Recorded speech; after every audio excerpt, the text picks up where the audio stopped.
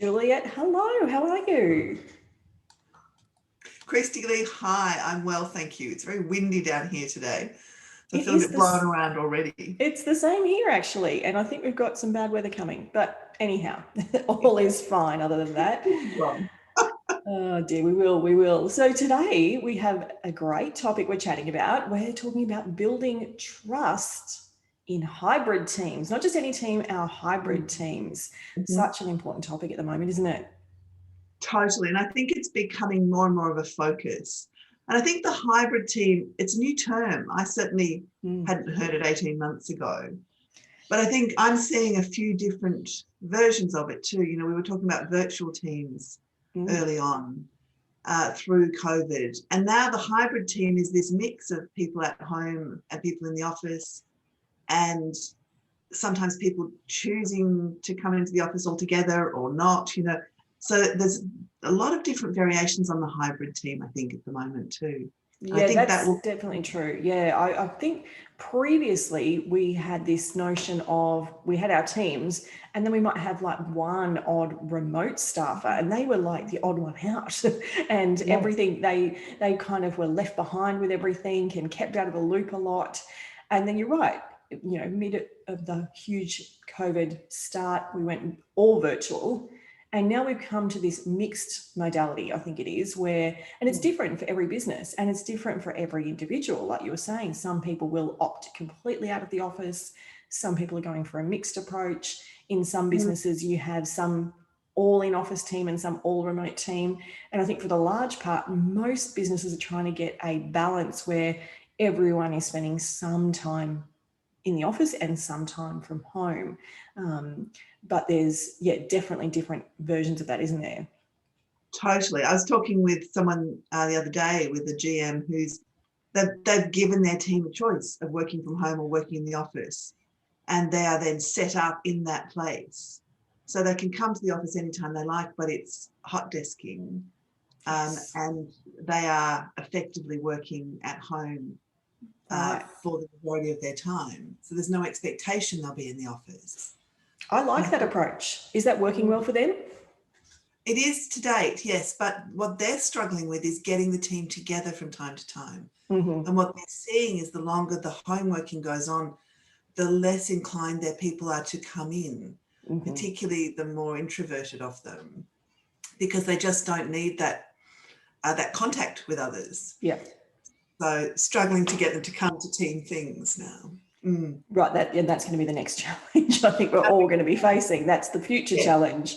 yes. But I think businesses that do give staff a choice and let them, at least within some parameters, opt in or out of where they want to work, they're going to be the businesses that do well out of this in terms of being able to engage and retain the best people in their industries. Because I know I've been speaking to people where they're being forced to go into the office. It was a minimum of 2 days a week, which everyone seemed to be okay with. Now they're Mm. pushing the boundaries to 3 or 4 days a week, and they're getting pushback from the team because the majority of the team aren't happy with that. Yeah. And that's going to cause problems for them down the track. And I think this is about the majority of time flipping from being at home to the majority of time flipping to being in office, especially in Sydney, where right now, at the time we're recording this, that's not what people want to be doing. That's exactly right. And that's certainly what we saw in Melbourne after the lockdown Mm. last year, was people developed a rhythm at home and Yes. became really productive at home and were set up, even if they were working in the laundry or whatever, they had a system and a rhythm to it. And by then having to go back into the office, it breaks up that rhythm. Mm-hmm. And it's difficult to be set up in both places. So you end Mm. up in the office potentially just working on your laptop, and not necessarily seeing everybody because you're not all in the office at the same time. So they really struggled to get value from that. And they felt like they could just be at home working on their computer instead of in the office Exactly. hunched over their laptop.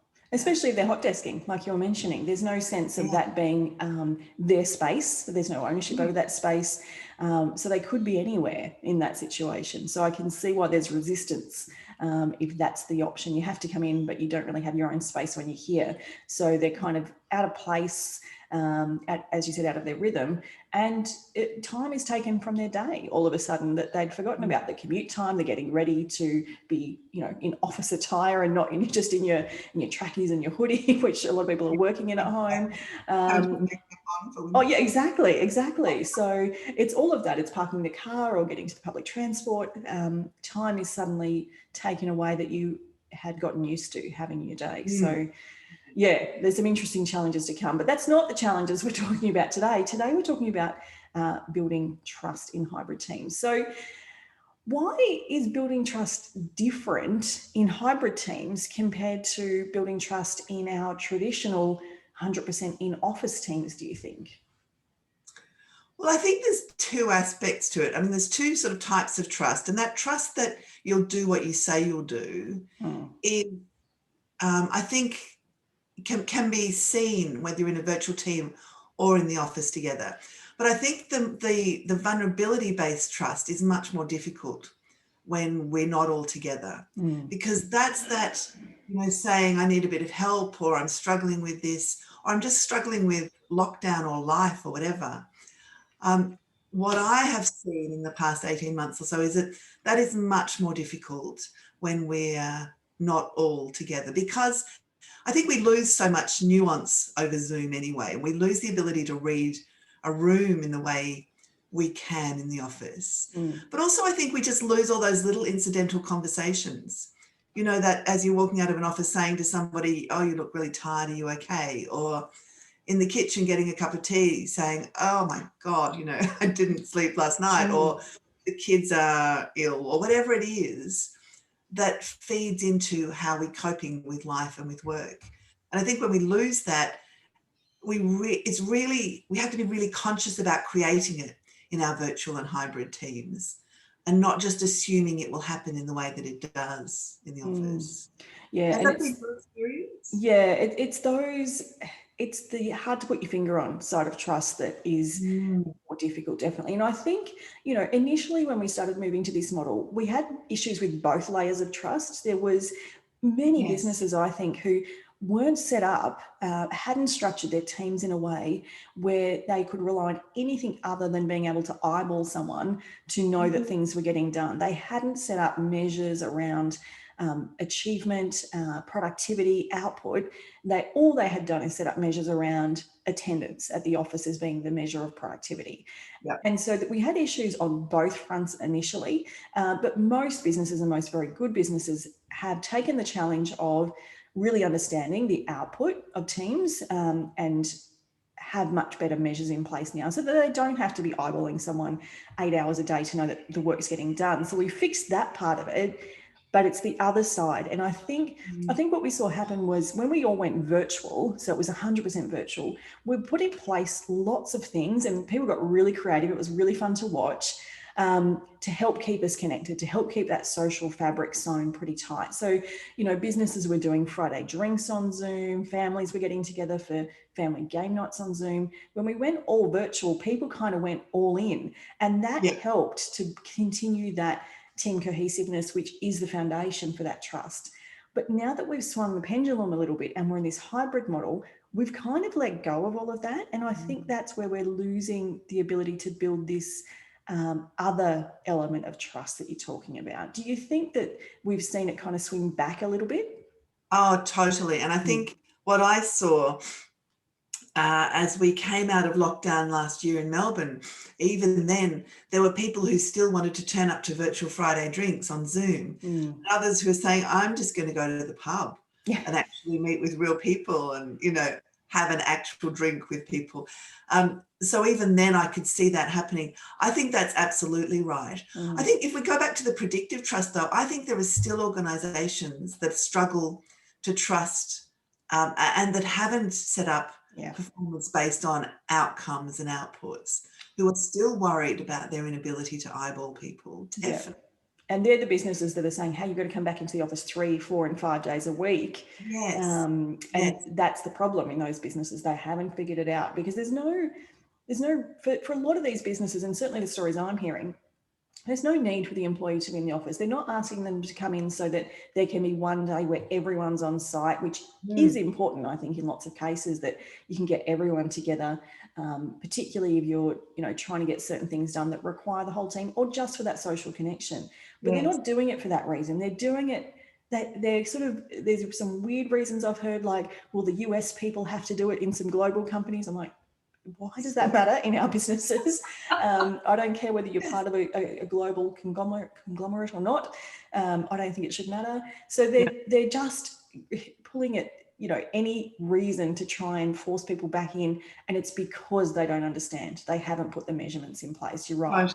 And they just don't trust their people. Yeah, yep. absolutely. Yep. And it's a top-down issue in every situation. Yes, definitely. And in fact, did you see the other day a council was saying their staff had to sign that they weren't schooling their children, homeschooling their children whilst they were. I was absolutely flabbergasted when I read that article, because if when you're in lockdown, and we've all been in and out, you've been in and out, we're in it at the moment, and the government saying schools have to close, you just have to get creative with your team. If you're saying to your team, well, if you're homeschooling, then you can't work, what message does that send to your employees? And, the challenge is real, and absolutely I would not in a million years wish to have 3 or 4 tiny primary school aged children at home whilst I was trying to work. However, you don't know their personal situation. They could have other people living with them, perhaps other parents, or possibly even extended family living in the one household who are doing that task. I was shocked.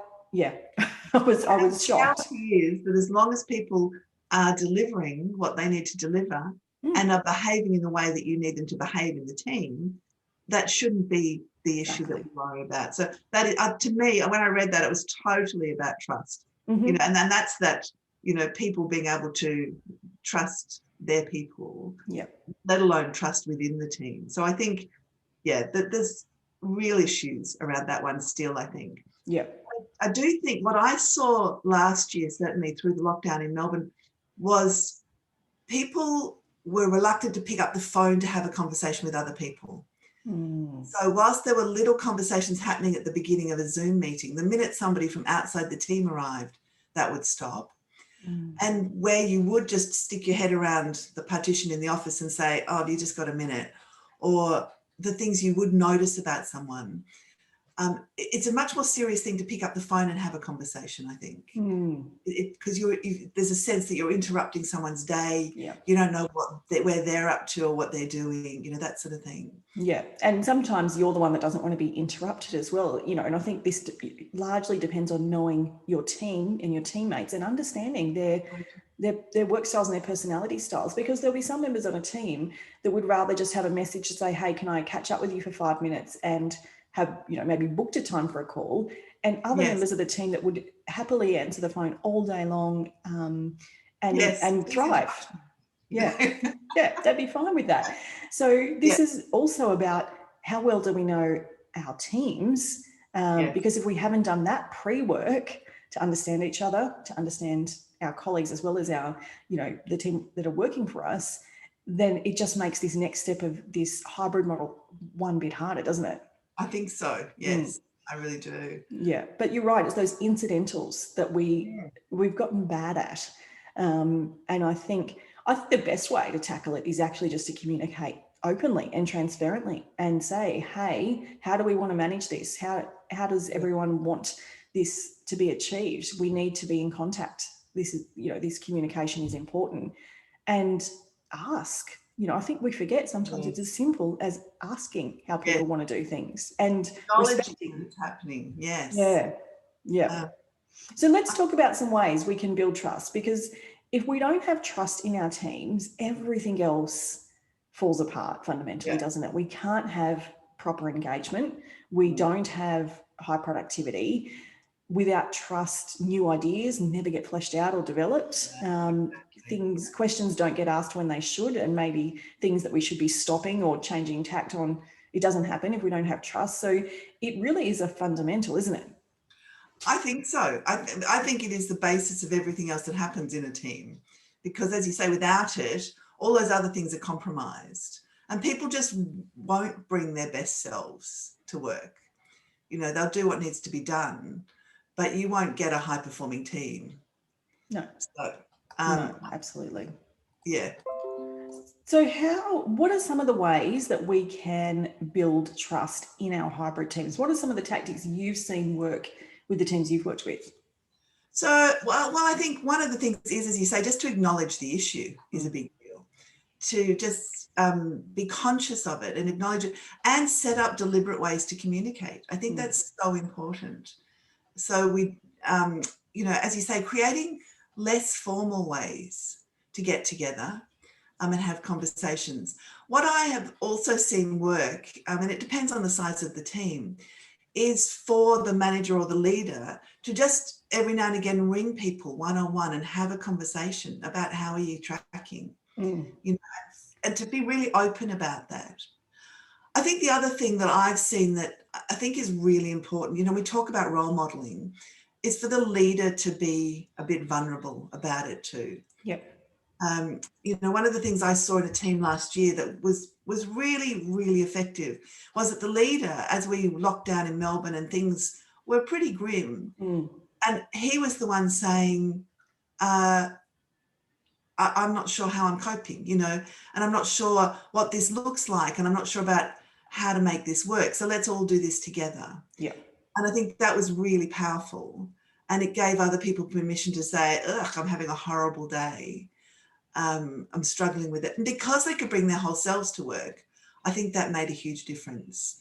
I totally agree with that point. I think there's this concept out there that if you're the leader, you're not allowed to have a bad day, or you're not allowed to not have the answers. And I just think it's just not true or correct or right. I think as a leader, it's okay to not have all the answers and to not be having the best day, or to be struggling with, you know, this, whatever's going on.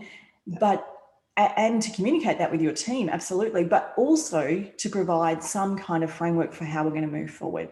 Like in your example, let's work on this together. Or I don't have all the answers today, but what I am doing today is talking to this person and that person and that person to try and get some more answers for us. Yes. You don't have to have the answers, but you have to give your team an idea of how you're all going to move forward together. Think that's it. Yes, you need that path out of it. Yeah, definitely. And I think you need that when others are having those moments as well, that sense of what do we do about this, and how do we as a team deal with this? I think that builds enormous trust. But I think the other thing, as you mentioned, was this focusing on outcomes and outputs, and not being worried about what people do to get there. You know, obviously you don't want them burning themselves out, and there's obviously going to be processes that need to be in place for some things. But I think at the moment, whilst hybrid teams are getting established, there's a lot of leeway to come up with new processes potentially. Yeah. And for people to find new and different ways to do things that are really effective.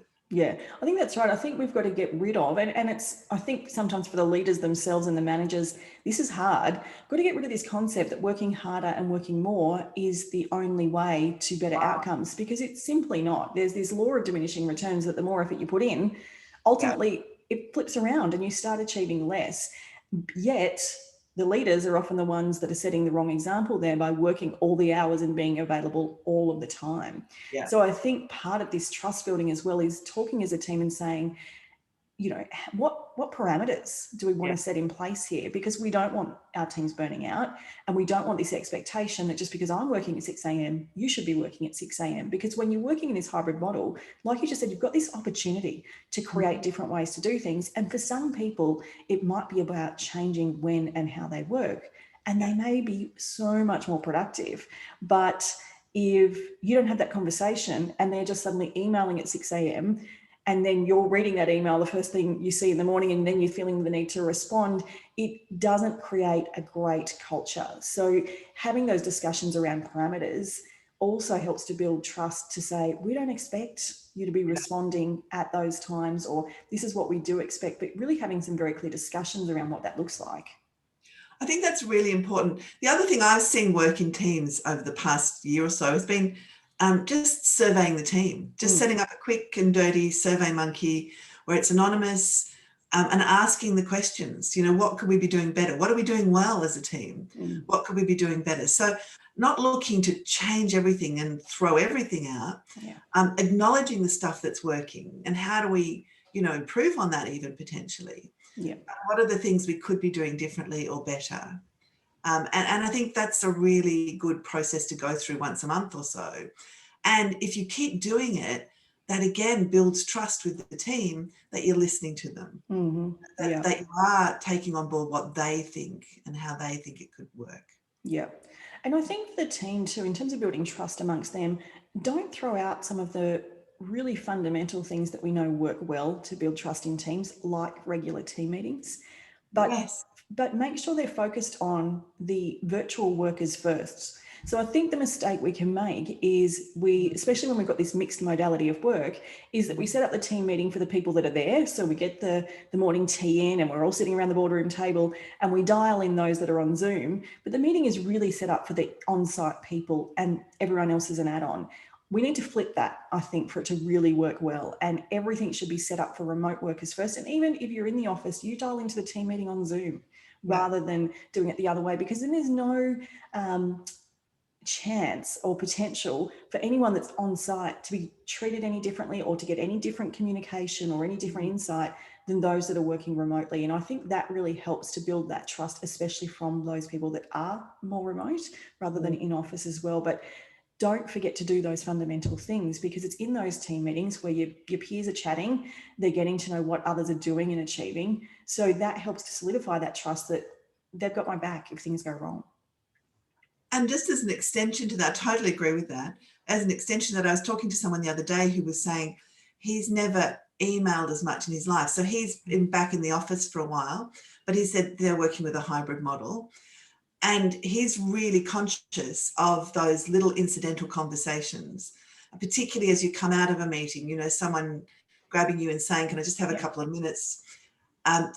He is really conscious of documenting all of that and getting that to the rest of the team.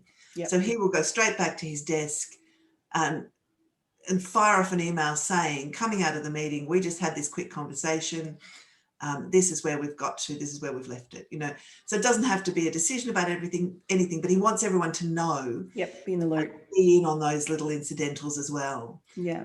And this is where I've seen businesses use technology really well, setting up,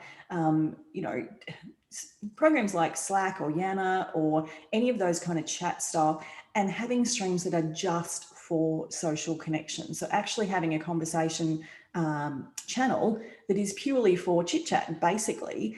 And I think that really helps to, in some cases, just keep, you don't want an email trail going on about what you did on the weekend, but having a channel like that gives people an opportunity to connect and for the leader to jump in first thing on a Monday and say, how was everyone's weekend, and lead by example in starting those conversations. Businesses that are doing that really effectively are finding that their team are super cohesive still. And I think that can be part of the solution as well. I think that it's such a good point. I was involved with a team, working with a team last year, and we had a WhatsApp group, and it was just for stuff outside of work, and it's still going. We've actually moved to Signal now, but every now and again, a couple of people will catch up, or there'll be something they see that the rest of the team would have talked about some point last year, and they'll put it back out there. So the team is still connected, and I think that's a really powerful way to stay connected. Yep.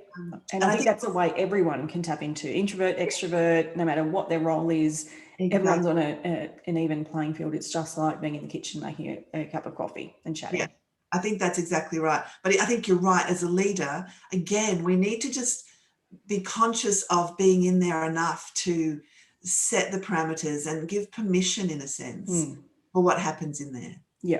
Yeah, absolutely. And you've got to keep an eye on it, because it is, work communication effectively. So, but you don't want to be the party pooper in that group. You want to be allowing some good natural conversation to take place, because that's what keeps that social fabric tight. Absolutely. And that is what allows trust to continue to be built, I think, in the teams. Totally. And I think some other ideas that I've heard of are leaders having an open time on, like just having their Zoom open or just being available to be contacted. Like you said earlier, you can often feel like you're interrupting people. So I've certainly heard of some leaders that have just created a space, whether it's Friday mornings or an hour every day, where it's contact me about anything, pretty much open door. You're not going to be interrupting me. I'm here to chat about anything you need to. And I just creating that space, I guess, can be one option too. I think one leader I've been talking with, he does that over lunch. Great. So over lunch, he has his lunch on Zoom, which is a bit distressing. He says sometimes people turn up, sometimes they don't. Doesn't worry him at all.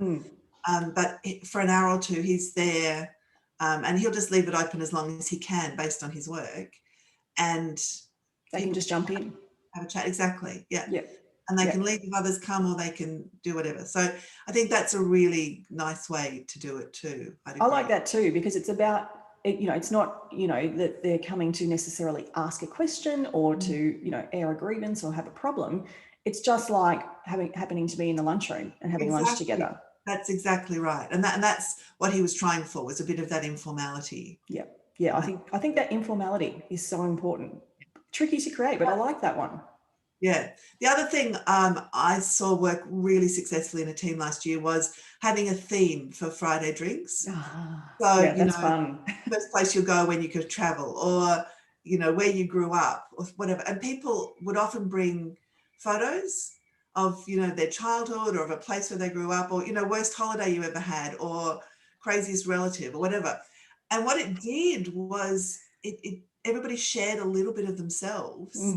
In a fun way, and if people didn't want to do it, they could sit there and just listen. You didn't have to participate in it, but you could just be on there being part of the conversation.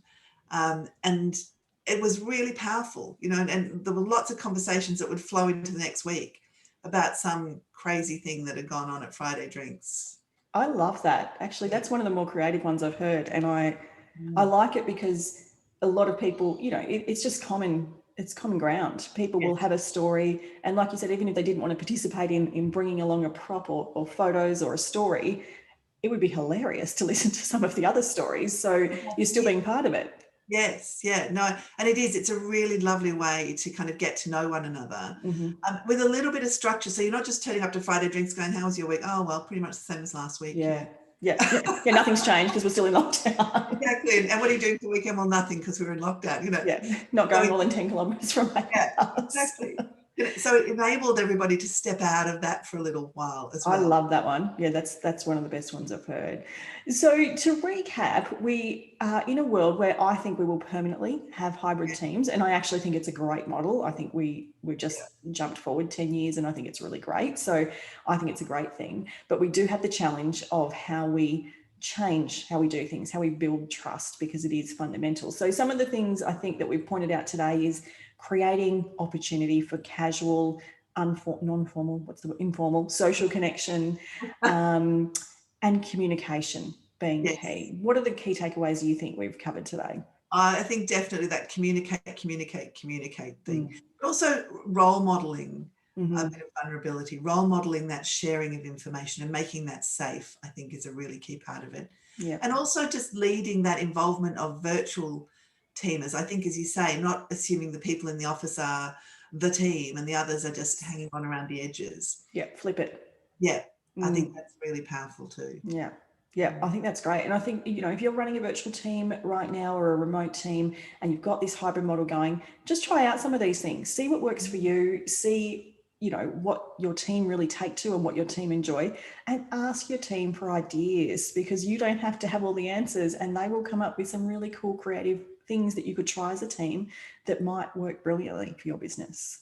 Absolutely. And if you've got other ideas, let us know, because we would love to know. We're working with teams all the time who are doing this sort of stuff. Yeah, we want to know what you're doing and what's working. Yes, bring on the idea. Fantastic. Juliet, great chat today. Always love chatting about these things, and hybrid teams are the hottest of hot topics right now. So it was great to chat to you, and I can't wait to talk to you again next time. Perfect. I'll see you in a few weeks, Kirsty Lee.